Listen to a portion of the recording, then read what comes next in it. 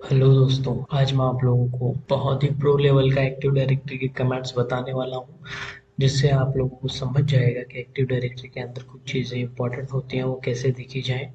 और रियली वो ऐसी चीज़ें हैं जिससे आपको समझ में आ जाएगा कि शॉर्टकट कमांड्स के अंदर हम हमारे वैल्यूज़ या फिर एक्टिव डायरेक्टरी की चीज़ें कैसे निकालें। तो आइए दोस्तों, मैं आपको दिखाता हूँ क्विकली। तो स्टार्ट में जाके पावरशेल ओपन कर लूँगा। ये एक्टिव डायरेक्टरी या विंडोज़ एडमिन के लिए काम आने वाली है।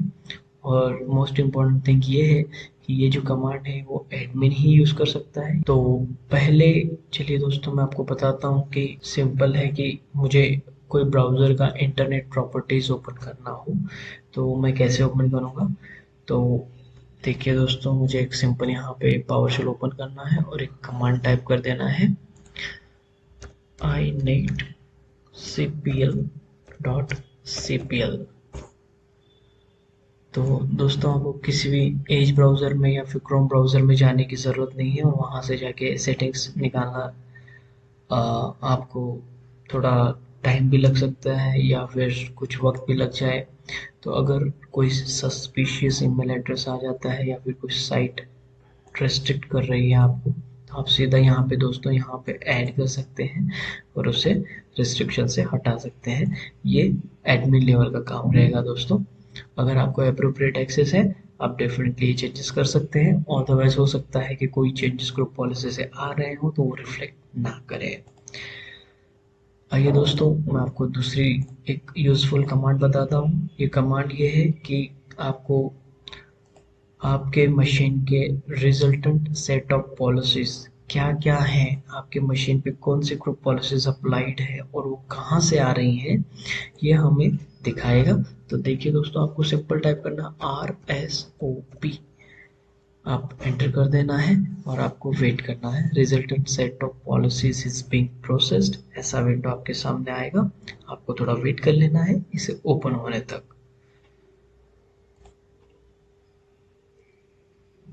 तो देखिए दोस्तों, ये मेरा विंडो ओपन हो चुका है और अब मैं इसे देखूंगा कि मेरे कोई भी जीपीओ या फिर कोई भी ग्रुप पॉलिसी कहाँ से अप्लाइड हो रही हो, मुझे यहाँ पे दिख जाएगी।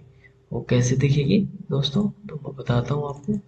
फॉर एग्जांपल, ये मेरी ऑडिट पॉलिसी है। ऑडिट पॉलिसी में ये मेरी अभी मैंने कोई ग्रुप पॉलिसी अप्लाई नहीं की है तो यहाँ पे नहीं आएगा। लेकिन अगर समझो ऑडिट अकाउंट मैनेजमेंट या फिर यूज़र राइट्स के अंदर यूजुअली एक्सेस डिफाइंड होते हैं। ये देखिए दोस्तों, आप यहाँ पे देख सकते हैं डिफ़ॉल्ट वाले अलाउ लॉग ऑन लोकली।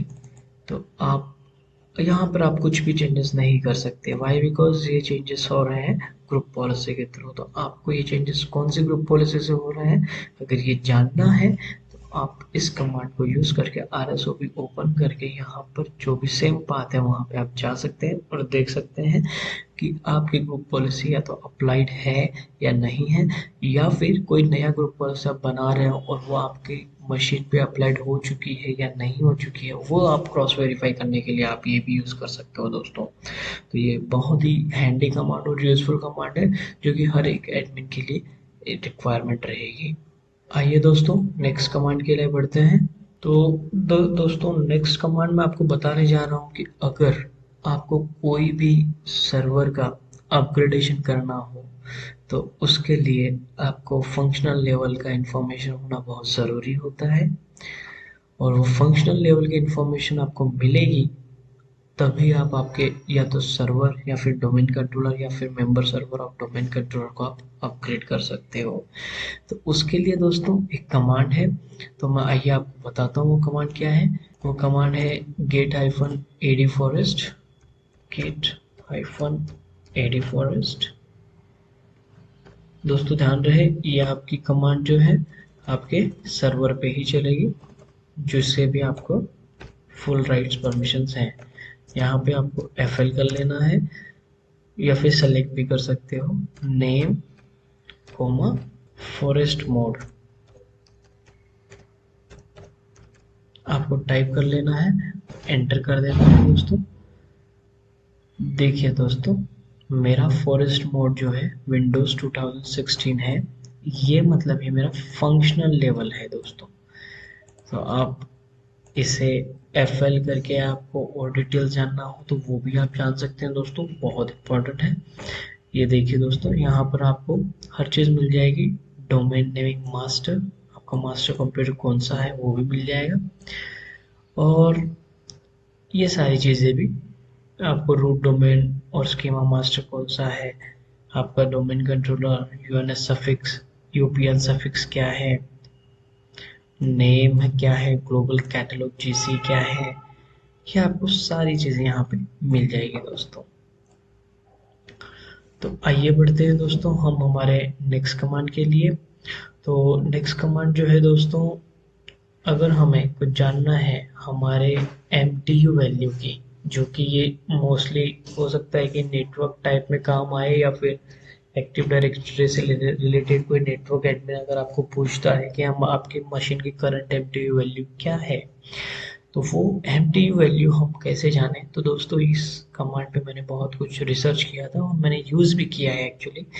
तो ये बहुत ही यूज़फुल कमांड है दोस्तों, इसे आप लिख के रखिए या फिर नोट करके रखिए, ये हमेशा आपको काम आने वाली है दोस्तों। तो देखिए दोस्तों, इसकी कमांड है net sh interface IPv4 show interface. देखिए दोस्तों, थोड़ा सा ध्यान रखें, एक बार ये कमांड देख लीजिएगा, net sh interface IPv4 show interface. अब मैं आपके सामने इसे एंटर करूंगा, तो देखिए दोस्तों आपको ये MTU वैल्यू मिल जाएगी। दोस्तों MTU वैल्यू मतलब कि मैक्सिमम ट्रांसमिशन यूनिट, इसका लॉन्ग फॉर्म जो है मैक्सिमम ट्रांसमिशन यूनिट है, और ये नॉर्मली 1500 रहनी चाहिए। अगर कोई भी मशीन आपकी 1500 से नीचे MTU वैल्यू एक्सेप्ट करती है 1300 1400, तो उसके उस टाइप में आप नेटवर्क को बता सकते हो कि ये मेरा MTU वैल्यू इंक्रीज करना है और it should be communicate till 1500। देखते हैं दोस्तों, मैं आपको कुछ दिखाता हूँ इस MTU वैल्यू को कैसे देखें। तो पिंग विन 2016 हाइफन L और मैं 1500 कर लेता हूँ। देखिए दोस्तों, ये जो कमांड है ये आपकी MTU वैल्यू 1500 पे है दोस्तों। ये कमांड आपको ये दिखा रही है कि आपका विन 2016 एक मेरा मेंबर सर्वर है, और वो मेंबर सर्वर 1500 MTU वैल्यू पे मेरा ट्रांसमिशन या फिर कम्युनिकेशन इजीली कर रहा है या नहीं कर रहा है। दोस्तों ये मैंने एक बार फेस किया था, और उसकी एक मुझे याद है कि MTU वैल्यू 1300 और 1350, 1340 और 1400, उसके बीच में ही उसके MTU वैल्यू पे वो ट्रांसमिशन हो रहा था या फिर कम्युनिकेशन हो रहा था, 1500 पे नहीं हो रहा था।